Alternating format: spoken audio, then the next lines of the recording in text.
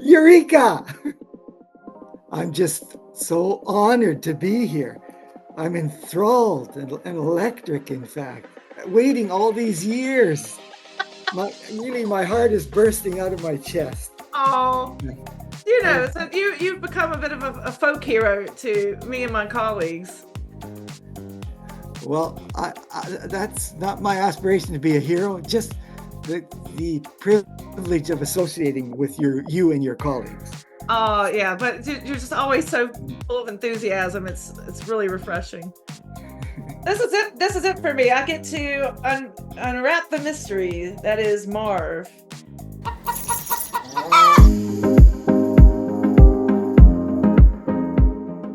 I don't want to overtalk you, but I don't mind you overtalking me.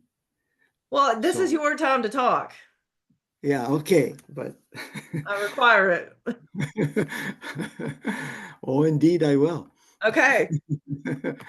No, I'm just really pleased to be able to talk to you because you're just one of those rare people in my life. Like you'll show up to one of the online talks and there you are in the comments.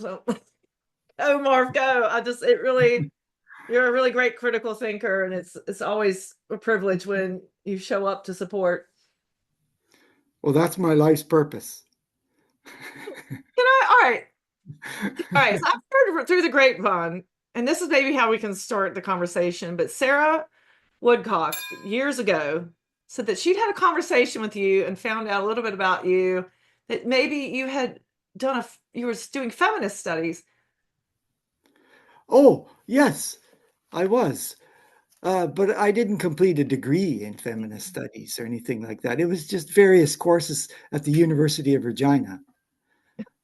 Okay.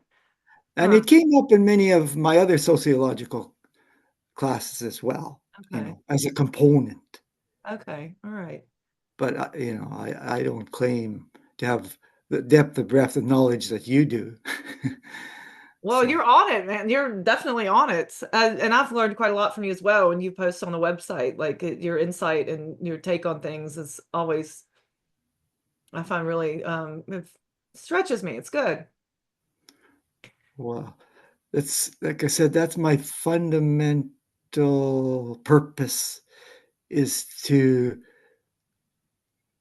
bolster your thinking, to be in union with it. Not in the sense that I have to hide what I actually do think at all. It just seems to coincide automatically. We're in sync.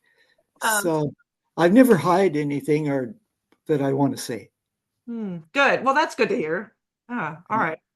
Right. Let me back up. Let me actually start off because this is going to YouTube and people may not know who you are, although I think a lot of people will. But can you just start off by saying who you are and what you do? And the big first question I would have for you is, how did you come to this intersection of species and gender and all these other things that we do through Vegan Feminist Network and elsewhere? How did you come into this? Who are you and how did you get to this? Okay. Well, who am I? In terms of my identity, um, I see myself as an ally of vegan feminism. Now, that may not seem like precise or a full identity or a description of who I am, but that's the way it is. And we'll talk about how I got to that point for sure. I'm a senior, I'm retired. I live in social housing for low income people. So my rent is only 30% of my income. So it comes out to about $600 a month. So I have a very secure tenure where I live. Uh, yeah. That's a big part of your And activism as well, isn't it, Marv, for affordable housing? yeah, I'm not a private property person. I don't believe in it, but I don't condemn anybody that does because we're socialized into it from capitalism and patriarchy. So, but I do think we should learn to be more critical of it. And that brings to mind one of my missions in the future is to post an article on private property and impacts on animals. Mm.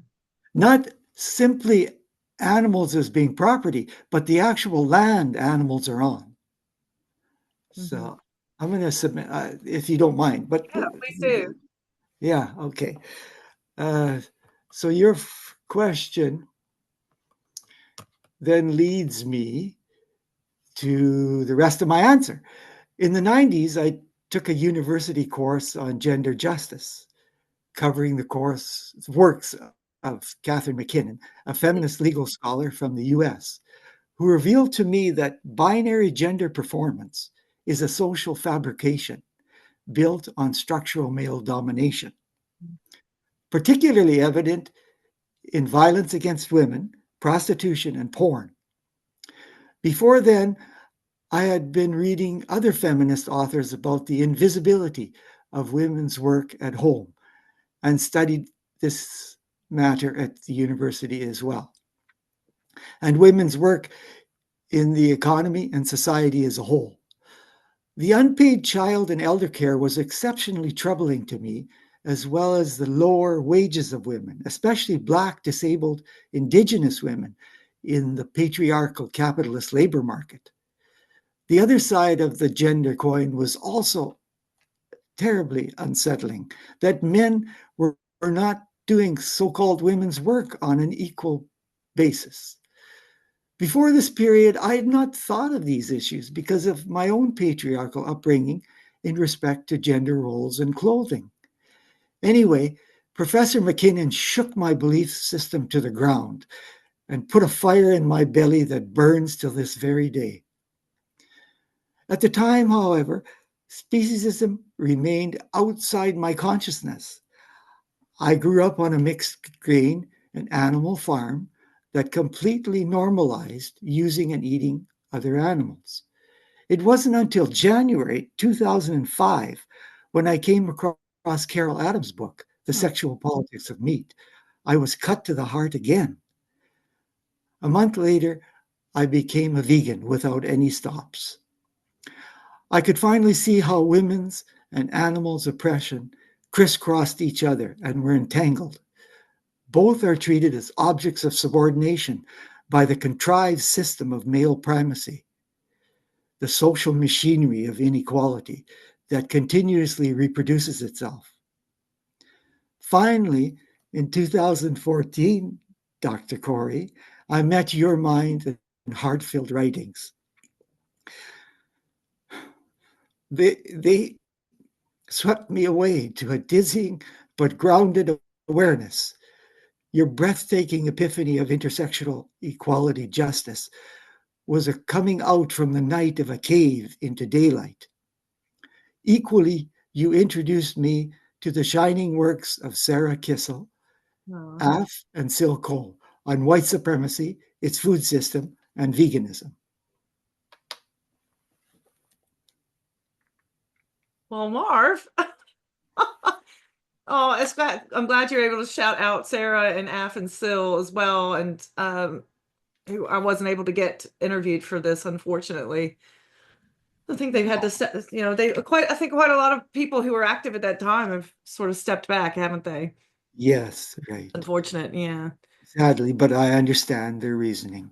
I mean, and in a way I did as well. If it weren't for you, that Vegan Feminist Network would not be churning along. Like I just around the same time I had to step back, but I have my academia where that work is still happening, just not so in the forefront. But because of you, I think you keep me like reminding there's that side as well. So I now like once a month I have my to-do list, write a blog post. Like, what are you doing? Like, put it out there so people can see. So I appreciate that. And I bet Carol Adams would be very pleased to know that her book had that impact on you. Yes. Mm. Uh, you make me sing to say that I had some value for you. Oh, definitely. Oh gosh, it wouldn't exist. It wouldn't exist without you. It absolutely wouldn't. I was just so fed up at that time, and You give me I that know. space to not have to deal with the comments and all that kind of stuff. It's nice. Yeah, you were heavily persecuted, and I don't understand these coincidences, how we came together. Like, I don't really believe that the universe sends people or anything like that. But on the other hand, it's mysterious. Mm. Like, so I'll leave it at inexplicable unless you have a theory. Can I ask you a tough question? Because the next question I was going to ask was about barriers with vegan feminist activism, but you mentioned, and this is really surprising, that Catharine MacKinnon was a major influence for you. I I think one of the things that makes us in sync together is that we are much more critical of pornography, critical of prostitution and sex trade and all that, which is now not so much in vogue in feminism.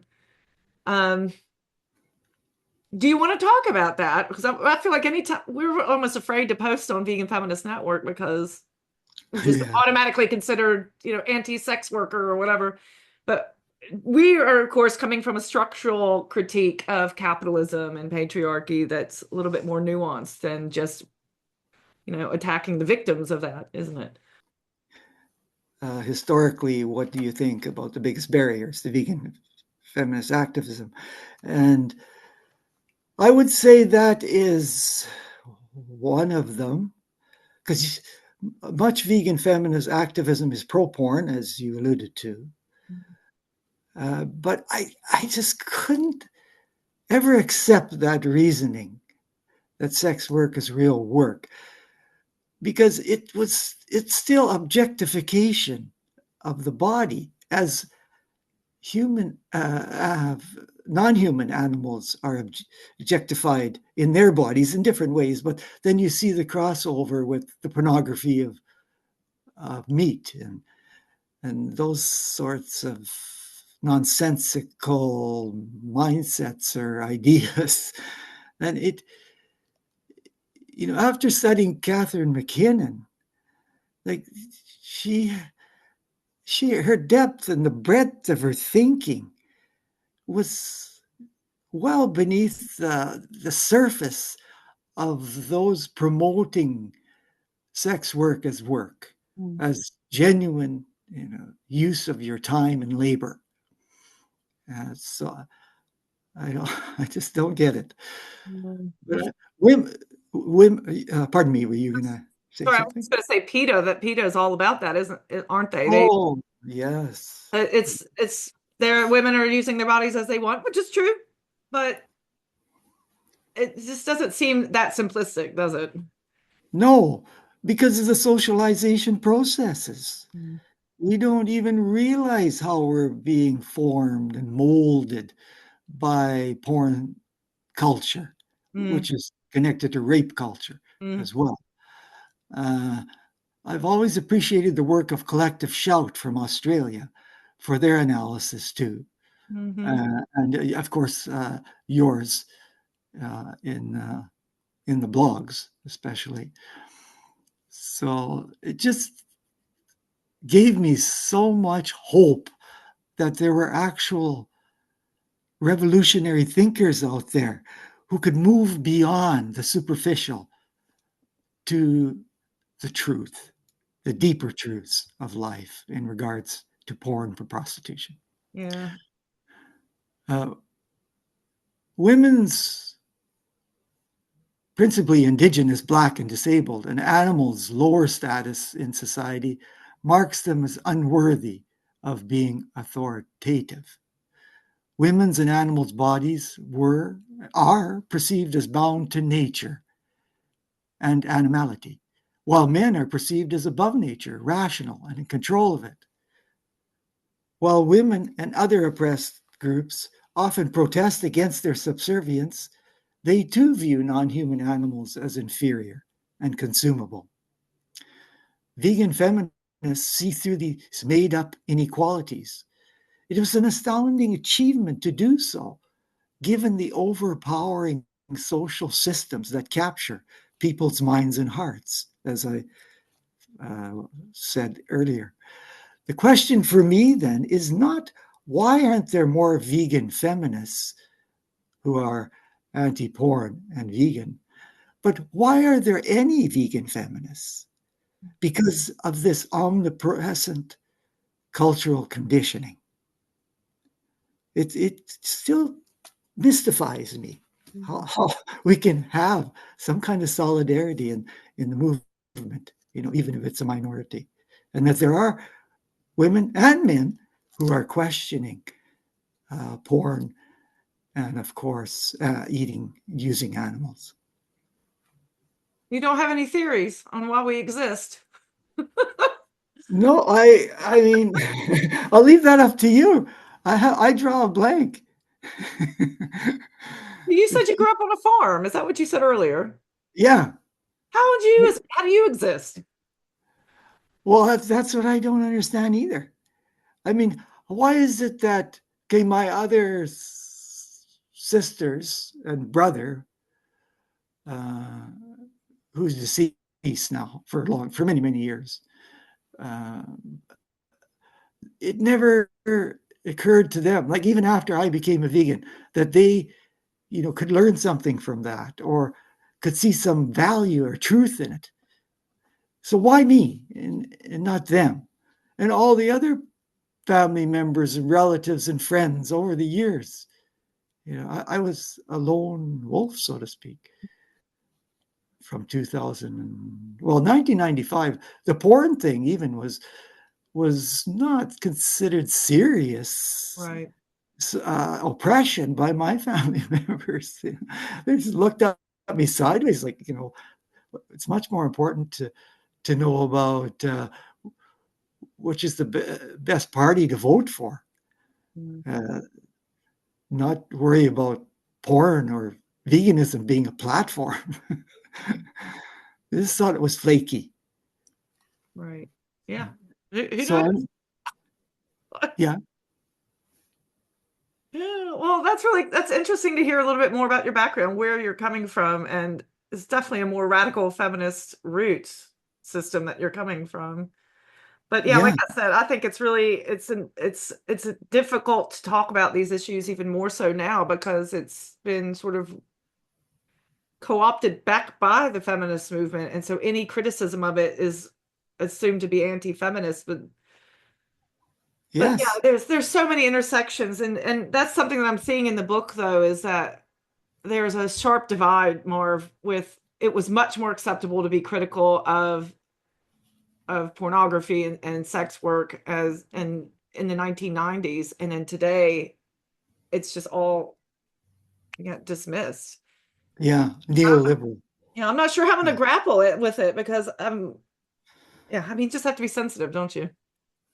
Yeah, that's right. Maybe it'll become more clear as time passes, but I don't know. It's just if the folks who are doing that work in the 1990s could see what a pornified landscape we live in, a digital landscape now, I don't know how they would have even coped if they could even foresee a fraction of where we've gone. Yeah, precisely. Like Catharine MacKinnon, my heart goes out to her and other anti-porn or porn abolitionists. Uh, they're still fighting in the trenches. She's Like I still see. alive, right? She's still alive, isn't she? Oh yeah, I see her on YouTube a lot, Oh, even recent times. good for her. Oh, Yeah, I watch her videos for sure. check her out. And she's also pro-trans and non-binary, which Good. is again Good. kind of untypical uh, for radical feminists. Right. Yeah, that's another theme that I'm having to grapple with in this book is a lot of gender essentialism and a lot of not nice things. Not a lot of nice, not a lot, but I've had some surface so far that's not very trans inclusive, which is unfortunate. Yes, right, right. Because they're showing us a different way of performing gender. I mean, some of it is pornographic, but, by and large, I think there's a lot to learn from Hmm. those folks. Yeah. Definitely. So should we Let's go to the go next on? question. What about major obstacles So we tackled feminism. I think we've really got in there. But what about animal liberation more broadly? What do you see as the issue there? For one thing, the fragmented animal rights movement itself is an obstacle by not adopting a vegan intersectional approach to non-human animal liberation. Then on a larger scale, we have the current ruling institutions of society, the state, capitalist economy, animal agriculture, common culture, mainstream and social media, the education system, which is the intellectual arm of capitalism, the state, and speciesism. And lastly, family life and religions. This powerful social architecture has conformed our minds and desires to human supremacy and other hierarchies for centuries in a gridlock pattern. This sounds very bleak. Even most social movements who strive for equality among human animals and for ecological justice fail to admit their complicity, as I did, in violence against other animals. Environmental orgs and climate mitigation advocacy amount to gardening without class struggle and veganism. The hardening of our belief pyramids make animal liberation a daunting but highly doable task. Can I ask you a little bit more about that? Because one of the other interesting things about you is you're in Canada, right? Yes, Vancouver. And one of the key differences between the United States and Canada, well, one of them, but you have a much higher Indigenous population there. And so that's always been a major part of your activism, is speaking up for Indigenous people, specifically Indigenous women who undergo an extreme amount of violence and are not really fairly serviced by the police. And there's a lot of women who go missing. So do you see that? How does that inform, do you think, where you see animal liberation needing to be, or has it addressed that enough? I'm just thinking, I think only about really you in Canada doing that work. Really? Okay. Well, I that's kind of could think be. like Yeah. that it's such an important issue, and then this doesn't really surface so much in Canadian animal activism, does it? No. Yes. And it's an essential component. Mhm. And the neglect is really unforgivable until it changes. But yeah, I was going to bring that up. It's funny you mentioned it in terms of, as an activist, what campaigns or movement achievements have I contributed to? So, yes, Indigenous sovereignty uh, is still high on the list for me. And I'm not so much involved in organizing around that, but I attend the rallies. That we have a lot of protests in Vancouver here about colonialism, pipelines, Mm, and whatnot. So I try to show support there.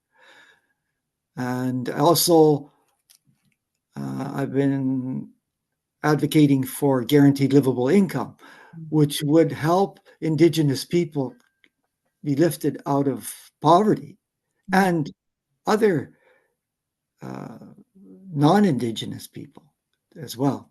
yeah. And another big push of mine is pimp and John abolition, which we've already sort of addressed. But I like to present it that way in particular because there's a lot of Indigenous women in prostitution, percentage-wise, way higher than white women and even Asian women, in proportion. Mhm. So those are all things that need to be done. But I don't feel, as a white person, that I have any right to criticize Indigenous people for eating meat or hunting or that sort of thing, because I'm one of the colonial class. I'm on their land, Yeah. stolen land. So what am I going to go there with my self-righteous vegan proclamations? We've got to just support their rights. Mhm. And then maybe in time there could be more room for conversation. But until we have liberation from colonization, I don't think so. And such a small percentage of the Canadian population anyway. True. It's white people that we have to address, and the majority. So, Yeah. and in terms of my other volunteer activities, I worked as a fundraiser for the Women's Shelter and Crisis Center for over 10 years. And Indigenous women did stay at that shelter, uh, you know, as a minority. Each month, women volunteers at the shelter and a group of men, allies, would head out to street corners and ask the public to donate to the Rape Relief and Safety House. Educating other men about gender inequality and men's aggression was the teaching component of the activity. And thankfully, every year we organized a walkathon to secure pledges as well. The shelter's organizers always allowed us vegans to have a vegan buffet for all participants at Wow. the event, though the shelter itself took no official policy on the matter. Yeah. So they knew. I told them, I says, I just can't organize, and there's a few other women that agreed with me, that organize a huge banquet for our walkers with meat in it. I just couldn't, because I'd be contradicting, my identity or my beliefs. And they said, "Oh, no, that's fine. Go ahead. We need you. We want you." So That's amazing. they're very accommodating, very accommodating. So I was very thankful for that. We never had any conflict at all, really. Oh, that's great. No, that's a really positive, uplifting story. Yeah, that's why I want this session together to accentuate those as well.